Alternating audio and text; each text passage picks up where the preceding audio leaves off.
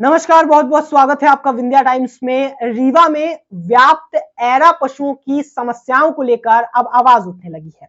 बता दें कि व्याप्त ऐरा पशुओं की समस्याओं के उचित प्रबंधन की मांग को लेकर ऐरा पशु मुक्ति अभियान समिति के द्वारा संयोजक और तमाम कार्यकर्ताओं के द्वारा आवाज उठाई जा रही है। इसी कड़ी में संयोजक पूर्णानंद तिवारी के द्वारा 26 जनवरी 2023 से किसान सत्याग्रह रीवा कमिश्नर कार्यालय के सामने किया जा रहा है। इसी कड़ी में रीवा जिले के ग्रामीण कांग्रेस पार्टी के जिला अध्यक्ष राजेंद्र शर्मा ने इस किसान सत्याग्रह आंदोलन को समर्थन दिया है और सुनते हैं इस विषय पर राजेंद्र शर्मा ने क्या कहा है। मुख्यमंत्री के नाक के नीचे भोपाल में जीवन दया गौशाला में सैकड़ों गायों की संदिग्ध मृत्यु हो गई। भारत की अर्थव्यवस्था और संस्कृति में किसान व गाय का महत्वपूर्ण स्थान है। कृषि और सनातन संस्कृति एक दूसरे के पूरक है।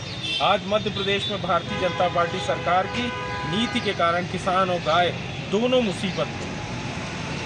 आवारा घूमती गौमाता सड़क हादसों की वजह बन रही हैं। किसानों के लिए फसलों की रखवाली करना मुश्किल हो रहा है।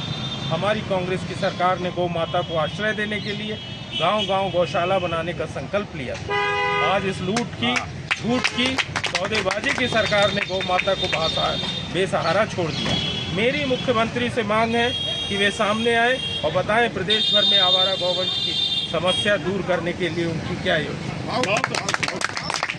ये कमलनाथ जी का संदेश था। कमलनाथ जी का आज आपत्ति थी जो उन्होंने ऐरा पशु की जो समस्या है उस पर उठाई। हम लोग शादियों का समय था, रात बिरात जब हम लोग लौट के आते हैं गांवों से क्षेत्रों से तो हम देखते हैं किस तरीके से कड़कड़ाती ठंड में हमारा किसान भाई जो है वो खेतों की तरफ बढ़ता है। दिन में वो काम करता है और रात को वो आवारा पशुओं को ताकता है। खेत उजड़ जाते हैं, वो गौ माता हमारी रोड में एक्सीडेंट से ख़त्म हो जाती है। कई बार हम लोगों को हाईवे में बहुत बड़ी यात्रा करने का रात को मौका मिला, दिन में मौका मिला। हम लोग देखते हैं किस तरीके से गौ माता वहाँ कुचली हुई पड़ी रहती। पिछली बार जब रीवा में बाढ़ आई थी तो मैं इनकी गौशाला का हाल बताता हूँ। लक्ष्मण बाग की गौशाला में गाय बंधी हुई थी, बाढ़ आई, किसी ने उनको खोला नहीं और सैकड़ों की संख्या में गाय वहाँ डूब के मर गई।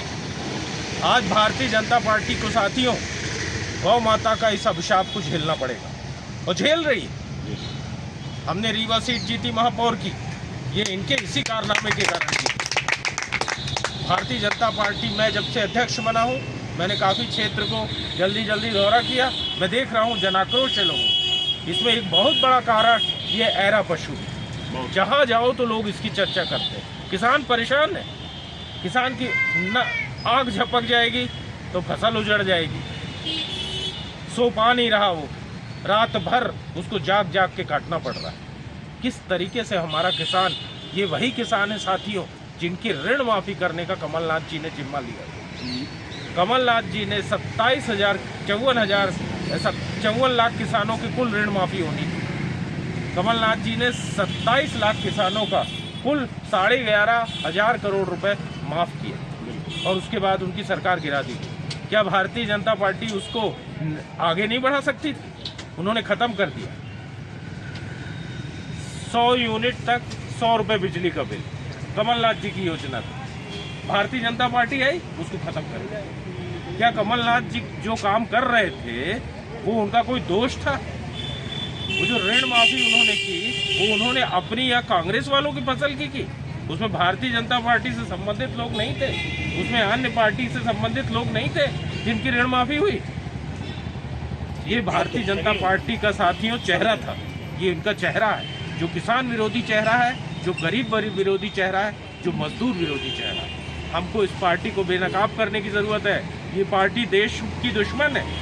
हमारे राहुल गांधी जी कन्याकुमारी से लेकर कश्मीर तक पैदल चले, वो यूं ही पैदल नहीं चले। वो पैदल इसलिए चले, वो कांग्रेस के लिए पैदल नहीं चले, वो अपने लिए पैदल नहीं चले, वो हमारे लिए पैदल नहीं चले, वो पैदल चले देश के लिए। सवाल इस बात का है कि देश की सारी संवैधानिक संस्थाएं जो है वो खतरे में। ईडी, सीबीआई, इनकम टैक्स, इनका इस्तेमाल कार्यकर्ता जैसा हो रहा है, इनका प्रयोग किया जा रहा है। और तो और हमारे देश में संविधान का, जो अंबेडकर ने संविधान बनाया था, जो हमारे सरदार पटेल ने इस देश में 650 रियासतों को भारत में शामिल करके इस भारत को एक किया था, आज उस भारत को बांटने का षड्यंत्र चल रहा है। आज उस भारत को जाति, पात, धर्म में बांटने का षड्यंत्र किया जा रहा है। एक दूसरे में नफरत, चुनाव जीतने के लिए नफरत के बीज डाले जा रहे हैं। इस सरकार को, जो हमारे देश के पवित्र संविधान को नष्ट करने पे उतारू है, इस भारतीय जनता पार्टी को सत्ता से हटाना है। राहुल गांधी जी देश के लिए ऊपर यात्रा कर रहे हैं। आज आप देखिए हमारी सारी संवैधानिक संस्थाएं जो है गुलाम है भारतीय जनता पार्टी। अभी बृहस्पति सिंह जी हैं, बड़े संघर्षशील हैं। मैं एक आर्डर